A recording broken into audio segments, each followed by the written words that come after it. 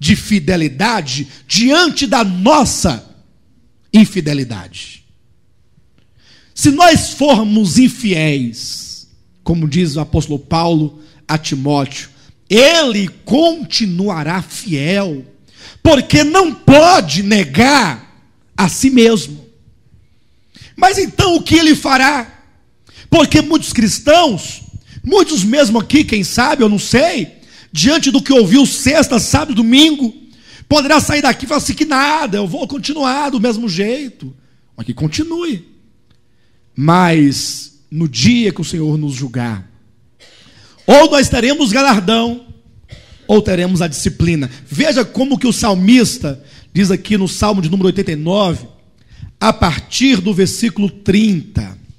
É certo que o contexto aqui é a fidelidade de Deus em relação à aliança com Davi, do trono, mas o princípio de fidelidade é o mesmo. A partir do versículo 30 diz: se os seus filhos desprezarem a minha lei e não andarem nos meus juízos, se violarem os meus preceitos e não guardarem os meus mandamentos, então punirei com vara as suas transgressões e com açoites a sua iniquidade. 33. Mas, diga comigo, mas jamais retirarei dele a minha bondade, nem desmentirei a minha fidelidade. Não violarei a minha aliança, nem modificarei o que os meus lábios proferiram. Se os meus filhos, se os meus servos não andarem de acordo com a minha palavra, se transgredirem os meus mandamentos, se violarem a minha aliança, eu continuarei fiel. Eu não vou tirar deles a minha fidelidade, eu não vou voltar atrás às palavras da minha boca, mas eu os punirei com vara. Abra sua Bíblia, queridos, em 1 Coríntios capítulo 11, e veja o que o Senhor nos diz aqui sobre essa questão da disciplina. 1 Coríntios capítulo 11, versículo 28 em diante. Entenda isso, meu irmão, que o Senhor não pode ferir a sua fidelidade. Se Ele nos deu o dom da salvação, isso não pode ser revogado. Mas se nós andarmos de maneira displicente, o Senhor vai nos disciplinar. 1 Coríntios capítulo 11, versículo 28 em diante diz: examine-se, pois, o homem a si mesmo, e assim coma do pão e beba do cálice.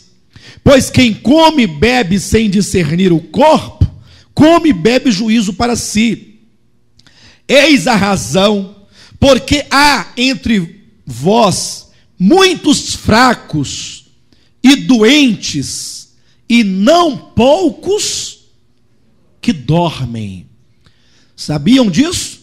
Que há muitos cristãos fracos e doentes, e não poucos que já morreram.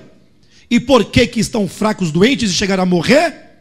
Porque chegaram a viver uma vida em relação ao corpo de qualquer maneira, sem discernir o corpo, sem discernir que o corpo de Cristo é Cristo, e que a minha vida de uma maneira errada profana este corpo de Cristo, de que é meu dever, como membro deste corpo, corroborar para a santificação deste corpo de Cristo cada vez mais. E é por isso que o apóstolo continua dizendo no versículo 31, porque se nos julgássemos a nós mesmos, não seríamos julgados por ninguém. Ou seja, nós devemos nos julgar a cada dia. Você deve voltar-se para você mesmo e colocar: será que o que eu estou fazendo está certo? Será que o modo como eu congrego está certo?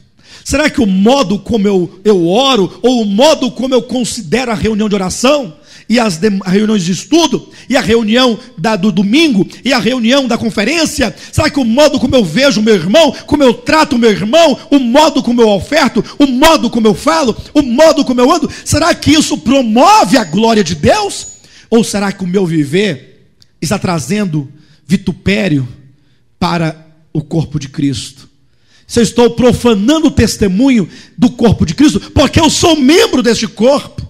Se nós nos julgássemos a nós mesmos, não seríamos julgados por ninguém. Versículo 32, mas quando julgados, somos disciplinados pelo Senhor. Sabiam disso? Sabiam, queridos, que há muitos irmãos que hoje estão sofrendo alguma coisa, alguma circunstância, e fica: Senhor, mas por que eu estou passando por isso? Senhor, por que tem que ser assim? E a pessoa, ela tem uma avaliação de si mesma muito boa, ela acha que ela é uma pessoa correta, e está sofrendo, passando por uma peneira, por uma provação, por uma dificuldade, mesmo por doença. Como diz o texto, há muitos fracos, doentes e outros que já morreram. E por que estavam fracos? E por que doentes? E por que morreram? Diz o texto: por não discernirem, por não julgarem a si mesmos, por andarem de qualquer modo. Porque quando o Senhor nos julga, está aqui, quando somos julgados, então nós somos disciplinados pelo Senhor. Há muitos cristãos que estão debaixo da mão disciplinadora de Deus e não sabem. E por que o Senhor nos disciplina? Sim, é verdade, Hebreus 12, mas nós já vamos chegar lá. Eu quero só esse texto aqui. De acordo com esse texto, por que nós somos disciplinados pelo Senhor? Para não sermos condenados com o mundo. Isso é prova de que a salvação é irrevogável.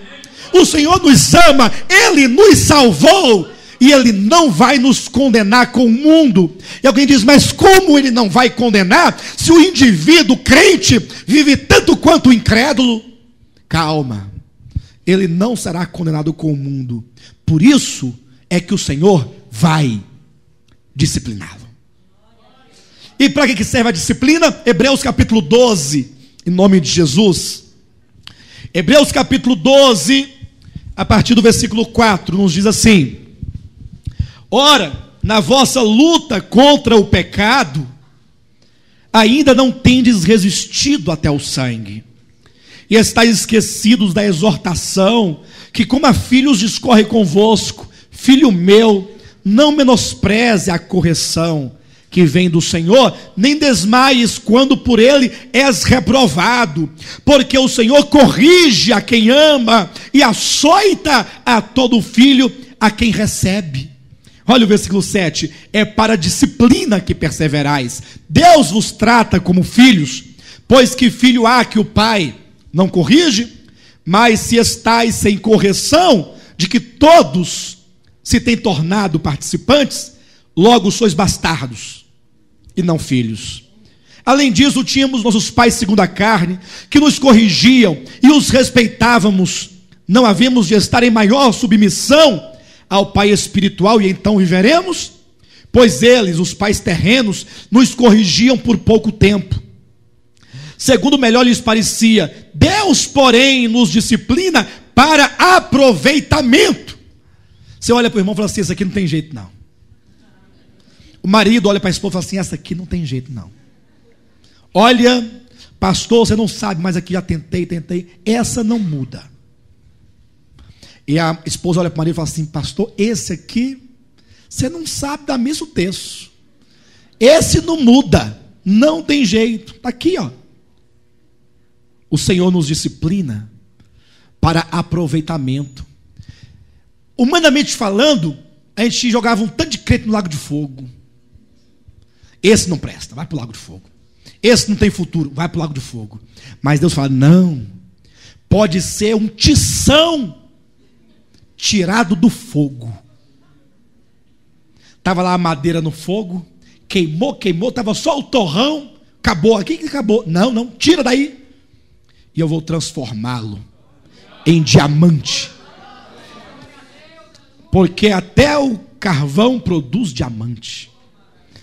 Tudo depende da pressão da terra e do calor que ele sofre. Seu carvão, o calor virá sobre ti, e a pressão virá sobre ti. Tu não serás condenado com o mundo, senhor carvão e senhora carvã, né? O Senhor vai nos disciplinar para aproveitamento. Tem jeito ainda. Tem jeito para você, meu irmão. Tem jeito para mim. Tem jeito para nós. E sabe por que Ele nos disciplina? Como diz, para sermos participantes da sua santidade. Quando Deus fala sede santo porque eu sou santo, não é um grau inatingível. Nós seremos participantes da sua santidade, mediante a disciplina do Senhor. Essa disciplina pode ser nesta era ou na era vindoura. Há muitos textos que poderíamos aqui trazer para os irmãos, que falam disso, que explicam isso, mas eu gostaria antes de mostrar só 5 pontinhos para vocês, porque eu não quero esgotar essa conferência sem passar por aqui, porque é bom demais, é coisa grande demais. Quantos querem reinar com o Senhor? Amém. Primeira chave: perdoar. Como é que está o seu coração? Tem coração que está cheio de mágoa, de rancor, de ressentimento, cheio de praga e de maldições sobre as pessoas. Não porque o fulano ele fez assim comigo e não vai ficar barato, não. Vai pagar. Vai pagar. Crente não sabe perdoar. Mateus capítulo 5, queridos. Vamos ler a partir do versículo 22. Tratamento com o coração. Só vai reinar se tratar com o coração. Coração cheio de problema não vai reinar. Vai para a disciplina. Porque lá na disciplina, lá quebranta. Lá quebranta. Está aqui, olha, versículo 23, 22. Eu, porém, vos digo que todo aquele que sem motivo se irá contra seu irmão, esse será sujeito a julgamento. E quem proferir um insulto ao seu irmão, será sujeito a julgamento de tribunal. E quem lhe chamar tolo, será sujeito ao inferno de fogo, que no grego é algiena, que é uma parte de uma disciplina do Senhor. Agora imagine, se irá, proferir insulto, lhe chamar tolo. São graus e degraus do ressentimento. Primeiro a pessoa fica irada com a outra, não fica irada? Depois ela profere insulto. Porque aquele fulano, aquele, aí vai falando as palavras. E depois que cansou, que não teve jeito mesmo, ela passa a desprezá-lo. Olhar para o outro com desprezo. Aí Jesus fala no versículo 23. Se, pois, ao trazeres ao altar a tua oferta. Que altar é este? Que altar é este? É o púlpito? Essa plataforma? Não. E que oferta é essa? É o dinheiro? Também não.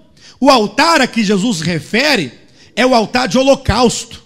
E a oferta que ele se refere é a oferta pelo pecado. Porque o homem, quando queria o perdão de Deus, ia ao sacerdote levando a oferta pelo pecado, que era um cordeirinho, e colocava sobre o altar de holocausto, onde o animal era imolado e o sangue derramado para se obter o perdão.